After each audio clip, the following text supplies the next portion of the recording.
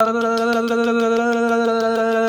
guys, what's up? It's the Culture Detective here, investigating your favorite albums. And today, I'm going to be doing an album review on the new Black Midi album, Hellfire. So, yes. The one and only band, Black Midi, has released their third full-length studio album, Hellfire. Of course, Black Midi is a British band coming out of the windmill scene alongside with bands like Black Country New Road as well as Squid. But Black Midi is, in my opinion, the most unique out of the three bands because the musical trajectory that they have been going in their last two albums have been very promising and very interesting. Of course, back in 2019, they released the album Schlagenheim, which is a very promising debut album with some of the most interesting and intricate post-punk and no-wave music. But the band really popped off last year when they released the album Cavalcade. The band went absolutely ham with the brutal prog, art punk, jazz, and avant-garde music, slam it all together, and it is so ambitious and bold and colorful and so crazy and so maximalist as well. Not only is this album one of my favorite albums of the decade so far, but also this album is a 10 out of 10 album. I pretty much enjoyed every single track, and every time I listen to Cavalcade, I just pick up something new, and it's such an interesting album that makes me want to get back more and more.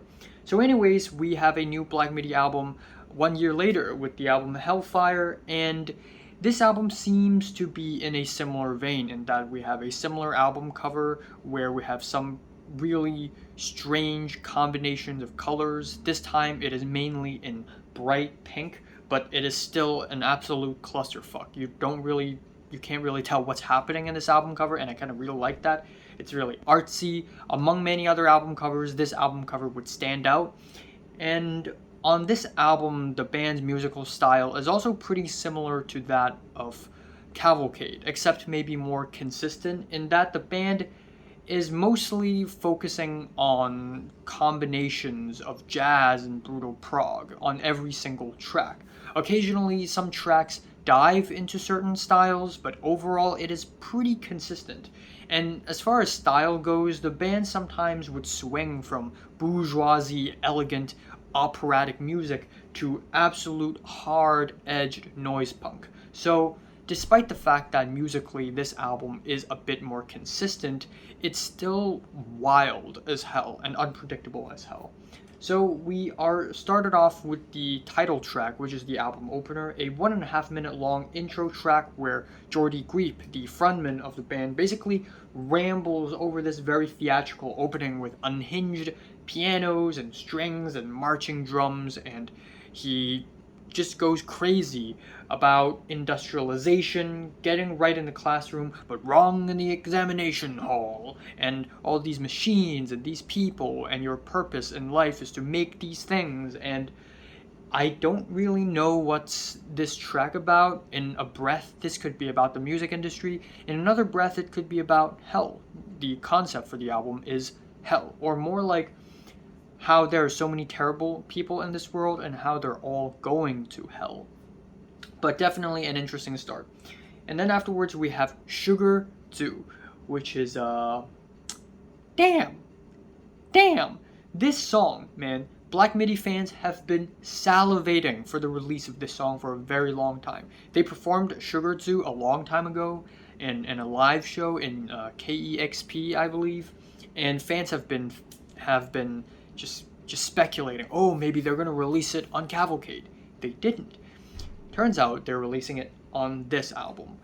And yeah, this is the long-awaited track, and it is as great as ever. It has a very loud and bold intro, sort of like a wrestling match, more like a boxing match, announcer kind of intro, and then it just, bam, it slams you into this really relaxing and lush space with smooth guitars and drums that are very prickly and nice, and then it just slams you into another musical section where we have these insane, rapid, up and down guitar riffs and drums, and holy crap, this is amazing. Morgan Simpson's drumming here is tight, and there's also a jazzy breakdown in the last leg and an insane climax. Musically, this track is phenomenal. It is just phenomenal. And lyrically, it is very interesting as well. We have the main character watching a boxing match, but what he does is that it is a boxing match between Sun Sugar and Sun Tzu. These are their names. And the main character, when Sun Sugar turns around and shakes the main character's hand and then turns back around, the main character pulls out a gun and shoots him in the back. And essentially the main character killed someone. And it is just weird, interesting, and fascinating, in my opinion. Especially the lyricism is just so surreal and out of this world. It's like the musical equivalent of David Lynch, except it goes even harder, I guess. Next up, we have Eat Men Eat. Right off the bat, the track enters Middle Eastern music territory, almost klezmer. I'm not an expert in Middle Eastern music, unfortunately, but it kind of reminds me of the final track off of the first Black Country New Road album, kind of a klezmer territory. We have these hand claps and springy guitars, and this is very much Cameron Picton's song because of his cold and skinny vocals. They're so much more vulnerable and so much less present than Jordy Greep, but it also works really well because of how noisy and chaotic this track is. It just kind of matches Cameron Picton's vocals a lot. Essentially, the track is about a captain, a Middle Eastern captain from the Middle Ages, poisoning a gay couple in a feast, telling these men to eat and telling them to eat as much as possible, and then poisoning them, and then their stomach just burst open and it heats up. It's really graphic and gross and chaotic, and the ending is just, what the fuck? It's absolutely noisy, and it is another really solid track. Next up, we have the track Welcome to Hell, which is a track that I really love, and it still sounds amazing. On this album, we have tight drums and tight guitars, these jangly cycling riffs. It's just repeated again and again and again. Jordy Greep sounds as preachy as ever on this album. And yeah, in a sense, this track sounds a lot like a Primus track, but it also feels so much more layered and chaotic than a Primus track. And lyrically, this track is about the military taking a shore leave, where instead of doing field work, instead of going to war, they are taking a leave, taking a break, taking a vacation in some town somewhere far away at night where they go see prostitutes. You know, that always happens. And we have the main character, Tristan Bongo, Private Tristan Bongo, who also went to see prostitutes, but apparently Tristan Bongo killed one of the prostitutes or something, and thus he is discharged from the army. It's really weird and also very fascinating. Again, the way the story unfolds, it's just so compelling. And also the hook of this track, to die for your country does not win a war, to kill for your country, that's what wins a war. Stellar performances, stellar instrumentals, absolutely love this song. Easily my favorite. Then this is followed with the track Still, which is another Cameron Picton song, but this time the band tries to go for this twangy western country ballad with a touch of insanity, of course. And lyrically, this is probably the most boring track here because it is about a breakup. But what I like about this track lyrically is that even though it is a breakup song, it is still a weird song. It is still very weird lyrically. And I still enjoy this track a lot. I still like the smooth, twangy guitars. I think they go over with Cameron Picton's vocals really well. And after 3 insane, noisy tracks, I think the placement of this track is totally justified. Next up, we have Halftime, which is a bit of a radio interlude. That is followed with the last half of the album, where the album basically completely becomes rock opera. Now we have the track The Race is About to Begin, which is a 7 minute and 15 seconds long multifaceted anxiety attack where all of these characters, Private Tristan Bongo, Mrs. Gonorrhea, Sun Tzu, they all come together for a race. And my first speculation is that it is a presidential race, like an election or something. But it is also almost like a race to hell. Like they all did some terrible stuff and they're all going to hell. Or This track is about gambling. It is about gambling on racehorses. It could be about any of those things, but either way, it just works. It has a very speedy start and then a very stripped back section, and then it just explodes where Jordy Greep just borderlines on rapping on this track.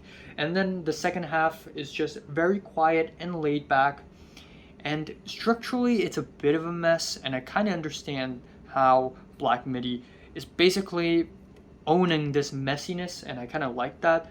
But also, in my opinion, instrumentally it is not the most unique sounding track here. That being said though, even though in this album it's not the most unique sounding, in comparison with the rest of the music in the world, this is still one of the most interesting things to ever come out. So I still like this track. Next up we have Dangerous Liaisons, where the main character laments over guilt because they killed a man. And yeah, this track is, at this point we are fully into this concept. The main character killed a man and he's going to hell. And we even have this crazy shout at the end, murder! And it's wacky, it's crazy. And I also love how relaxing and wondrous it is at the beginning, and that it just slowly and gradually builds up to absolute insanity. That is followed with the second last track, The Defense, where we have a small, quiet track about 2 minutes long with these smooth running guitars and a very bright chorus. Essentially, this track is about a guy running a prostitution business. And yeah, I guess in a way, a lot of people might be put off by how theatrical this song gets and how Jordy Greep puts on an accent. But in a way, I really like it because it reminds me a lot of like 1930s, 1940s American showbiz. It's just so showy, so surreal, and it's such an exaggerated performance that in a way it's very entertaining. Finally, the album ends off on 27 questions, which is, in my opinion, a really confused ending, and I mean that in a very good way. And the band doesn't try to end it off quiet or loud on 27 questions, but with a mid-paced guitar riffs, some chaotic pianos, and some gentle strings as well. It really sounds like the main character here is entering hell, but right before entering hell, they are asked 27 questions, and it is a really bold ending conceptually, and that's what I really like about this track. Instrumentally, it doesn't really slam hard, but I don't think it matters all that much at this point, because this album is completely driven by concept at this point, and even instrumentally, this track works as well. And I also like how it even doesn't end off with 27 questions. It reaches 21 questions, and then it just stops. And it's very interesting, it's very fascinating, and overall, this is another banger album from Black Midi. I think most of the tracks here, if not all of the tracks here, are absolutely fantastic, with some of the most tight, some of the most exaggerated, some of the most interesting performances by all of the members here. And lyrically and conceptually, this is one of the most interesting albums I've ever heard, full stop. So yeah, I just really like this album. I still prefer Cavalcade over this one, because again, I love every single track on Cavalcade. Cavalcade is just perfect for me. But this album is still amazing, and it's still one of my favorite albums of the year so far. My favorite track here is Welcome to Hell, and my least favorite is probably The Race is About to Begin. I'm giving Black Midi's Hellfire a light to decent 9 out of 10. So, if you listen to the new Black Midi album from 1 to 10, how much you rate it, like it, and subscribe if you want more, and thanks for watching.